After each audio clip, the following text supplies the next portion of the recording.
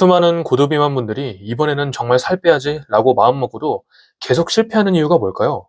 저는 가장 큰 이유 중 하나가 식욕 조절이라고 생각합니다. 내가 하루에 사용하는 칼로리보다 적게 먹으면 체중이 빠진다는 사실은 이제 대부분 알고 계실 겁니다. 배달을 줄이고 야식을 끊고 단백질을 많이 먹어야 한다는 것도 다 알고 있습니다. 그런데 막상 음식을 먹기 시작하면 양 조절이 안 됩니다. 적게 먹으면 살이 빠진다는 걸 뻔히 아는데 왜 나는 조금만 먹고 멈추지를 못할까? 매번 다이어트를 결심하고도 다시 먹는 저 자신에게 실망했고 주변에서도 의지가 부족해서 그렇다는 말을 들었습니다. 실제로 강한 의지로 양 조절해서 빼신 분들도 있기 때문에 저는 제 탓인 줄 알았습니다. 하지만 저는 130kg까지 찌고 수많은 시행착오와 공부 끝에 의지 문제가 아니라 호르몬 대사 문제였다는 걸 깨달았습니다. 그 외에 비만은 질병이라고도 하잖아요. 의지로 되는 게 아니더라고요. 지금부터 어떻게 해야 되는지 알려드릴게요. 식욕이 강한 상태에서 무조건 참으라고만 하는 건 현실적인 해결책이 아닙니다. 저도 130kg일 때 밥을 먹고 나서도 피자, 치킨, 라면 같은 게 계속 생각났습니다. 한 조각만 먹고 멈추려고 해도 다른 음식이 계속 당겼고 결국 계획했던 양보다 훨씬 많이 먹었습니다. 반면 체중이 줄어들고 식사 습관이 어느 정도 안정된 지금은 살이 쪘을 때보다 먹고 싶다는 욕구가 줄어들고 참을성이 늘어났습니다. 그래서 고도비만 다이어트는 단순히 더 먹자가 아니라 어떻게 해야 식욕을 안정시킬 수 있을까를 생각해야 합니다. 유튜브에 먹고 싶은 음식을 모두 먹으면서 살 빼는 방법은 많이 나옵니다. 피자나 치킨도 먹되 딱 1인분만 먹고 하루 전체 칼로리만 맞추는 방식입니다.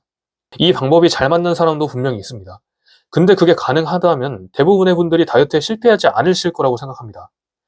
피자 한 조각만 먹으려고 시작했는데 식욕이 더 강해지고 다른 음식까지 계속 생각난다면 그 방법을 억지로 따라할 필요는 없습니다. 저탄고지, 카니버, 지중해식 여러 다이어트 방법들이 있지만 어려운 이야기는 다 빼고 제가 한 방법을 알려드리겠습니다. 저는 먼저 먹지 않을 음식을 정했습니다. 설탕, 밀가루, 튀김 이 세 가지만 피하자고 마음먹었습니다. 이 세 가지는 경험상 식욕을 엄청나게 당기게 하더라고요.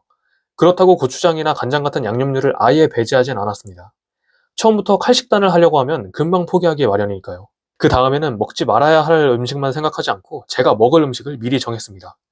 탄수화물은 최대한 줄이되 먹는다면 주로 쌀밥으로 단순하게 가져갔고 소고기, 돼지고기, 닭고기를 번갈아 가면서 먹었습니다.